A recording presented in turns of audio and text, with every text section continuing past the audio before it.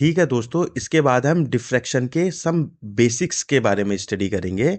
तो अभी तक हमने इंटरफेरेंस के बारे में पढ़ लिया है, और इंटरफेरेंस में वाईडीएसई और थिन फिल्म, और साथ ही साथ हमने माइकलसन मोर्ले एक्सपेरिमेंट के बारे में डीप स्टडी की है। तो आप मेरे पुराने वीडियोस को जाके देख सकते हैं।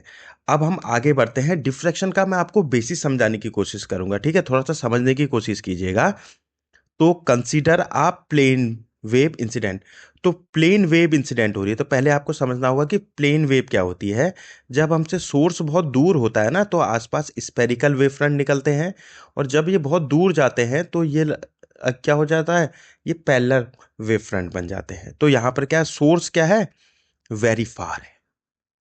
मतलब प्लेन वेव आपको कब मिलेगी, जब आपका सोर्स बहुत दूर होगा। तो समझ लीजिए कि जो लाइट आ रही है बहुत दूर से आ रही है, तो इसका जो वेव फ्रंट ये बना, ये कैसा बना, प्लेन वेव फ्रंट बना। ठीक है, और ये किसी विद जिसकी साइज ए है उसके ऊपर पड़ रही है। यहां पर जो लाइट की वेवलेंथ है ना, वो बहुत छोटी है एज कंपेयर टू ये ए, जो ए यहां से आ रहा है। तो लाइट इसको इजीली पास कर देगी। ठीक है, तो लाइट की वेवलेंथ बहुत छोटी है, ये जो होल बना हुआ है इससे।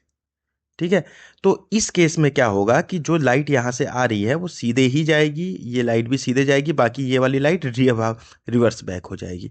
तो जब यहां से लाइट सीधी जाएगी, तो इस जगह पे क्या होगा, ब्राइट रीजन हो जाएगा। जो ये ए बी का रीजन है ना, ये ब्राइट होगा, ये पूरा चमकीला होगा, क्योंकि यहाँ की लाइट यहाँ पड़ रही है। और इसके बाद जो ये ऊपर ये रीजन है, बी के ऊपर और ए के नीचे का जो रीजन है, ये पूरा का पूरा डार्क होगा। मतलब यहां पर ही आपको उजाला दिखाई देगा, और बाकी जगह पे आपको क्या दिखाई देगा, अंधेरा दिखाई देगा। किस केस के लिए, जब लाइट की वेवलेंथ बहुत छोटी है एज कंपेयर टू ए। ठीक है, ए बड़ा है, जब बहुत बड़ा है, ये जो होल बहुत अब बड़ा है, ये समझ लीजिए कि दरवाजा हो गया आपका, जो घर का दरवाजा है, और वहां से लाइट आ रही है। ठीक है, तो according to geometrical optics the A B region यहां पर इल्यूमिनेट होगा, और रिमेनिंग पोर्शन एब्सोल्यूटली डार्क। तो इस केस में जो ये बी के ऊपर का रीजन और ए के ऊपर का रीजन होगा, ये कंप्लीटली डार्क होगा। आपको ये समझना होगा जब ये होल बहुत बड़ा होगा। ठीक है, अब देखिए दूसरा केस। अब क्या है कि जो होल की लेंथ है ए, और जो ये लैम्डा है ये आसपास ही है। मतलब जिस ऑर्डर का लैम्डा है उसी ऑर्डर का ए है, आसपास है, दोनों कंपेरेबल है। तो इस केस में क्या होगा कि जो यहां से मैंने बताया था वापस से प्लेन वेव फ्रंट आ रहे हैं, तो सोर्स बहुत दूर है, बहुत दूर रखा हुआ है। तो यहां से क्या होगा कि लाइट ये इस केस के लिए न्यू सोर्स की तरह काम करेगा अकॉर्डिंग टू हाइगेन्स प्रिंसिपल। ठीक है, इस केस में न्यू सोर्स है, यहां पर न्यू सोर्स की तरह काम नहीं कर रहा है, इस केस में कर रहा है। तो अगर ये न्यू सोर्स है तो ये कैसी वेव्स निकालेगा, स्पेरिकल वेव्स निकालेगा। और ये स्पेरिकल वेव्स आगे की तरफ को जाएंगी जाएंगी जाएंगी और यहां तक पहुंचे। पिछले केस में क्या था, जो ए बी का ये पूरा रीजन था, ये कंप्लीटली ब्राइट था, मतलब चमकीला हो रहा था। लेकिन अब इस केस में क्या होगा, जो ये ऊपर जो ये ए बी को छोड़ के जो बाकी रीजन है वो ज्योमेट्रिकल शैडो है। ठीक है, तो जो ऊपर का जो रीजन होगा वो भी अब इसमें भी हल्की ब्राइटनेस आ जाएगी। तो उस केस में ये जो रीजन था ये कंप्लीटली डार्क था, लेकिन इस रीजन में नॉट कंप्लीटली डार्क। ठीक है, तो लाइट का इसके कोनों से मुड़ना ही डिफ्रैक्शन है। तीसरा केस है, इसमें हमारी वेवलेंथ लार्ज है एज कंपेयर टू है, मतलब वेवलेंथ बड़ी है और ये होल छोटा है। तो सेम लाइक दैट ये क्या करेगा, न्यू सोर्स की तरह काम करेगा और अच्छी स्पेरिकल वेव्स निकालेगा। तो उस वो जो स्पेरिकल वेव है वो आगे की तरफ को ऐसे जाएंगी और लार्ज एरिया में फैल जाएंगी। तो होना चाहिए था ये वाला रीजन कंप्लीटली ब्राइट वैसे, लेकिन ये वाला रीजन भी अच्छा खासी इसमें चमक आपको दिखेगी। तो लार्ज ज्योमेट्रिकल शैडो होगा। तो ये लैम्डा जितना बड़ा होता जाएगा आगे को, उतनी ही बड़ी आपको यहाँ पर ज्योमेट्रिकल शैडो मिलेगी। मतलब जहां पर अंधेरा मिलना चाहिए था वहां पर भी क्या मिलेगा, अब उजाला मिलने लगेगा। तो ये प्रोसेस क्या है, डिफ्रैक्शन है। तो ये तीन एग्जाम्पल को आप पहले अच्छे से समझिए। ठीक है, इसके बाद तो डिफ्रैक्शन क्या है, the spreading of wave when it passes through a narrow slit of opening and a obstacle. अगर लाइट किसी नैरो स्लिट ओपनिंग से पास होती है या कोई ऐसा ऑब्स्टेकल आता है, ये भी ए, अगर अगर तो इसके किनारों से भी लाइट क्या हो जाएगी, ऐसे मुड़ जाएगी। ठीक है। तो ऑब्स्टेकल उसको कहा जाता है कि लाइट के रास्ते में कोई रुकावट आए और वो रुकावट का जो साइज हो वो किसके कंपेयर का हो, वेवलेंथ के कंपेयर का हो। The spreading of diffraction decrease as wavelength increase. तो हमने पिछले केस में लिखा था ना, जैसे जैसे आपकी वेवलेंथ इंक्रीज होगी, ठीक है, spreading of diffraction decrease when wavelength decrease.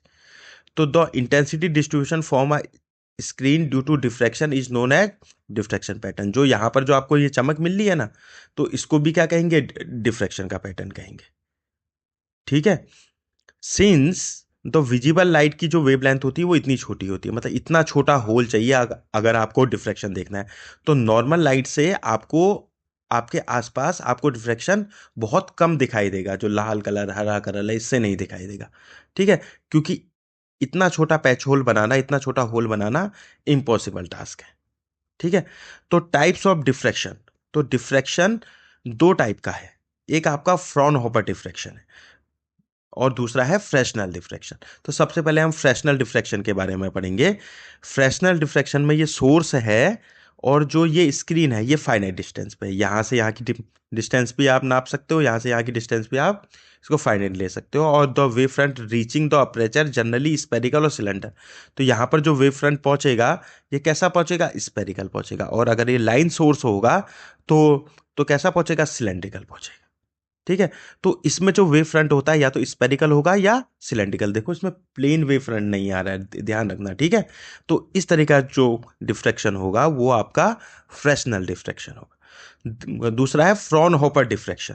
देखिए देखिए फ्रॉनहोफर डिफ्रैक्शन में क्या खास बात है, ये जो सोर्स हमने यहां पर रख दिया ये इसका फोकस है।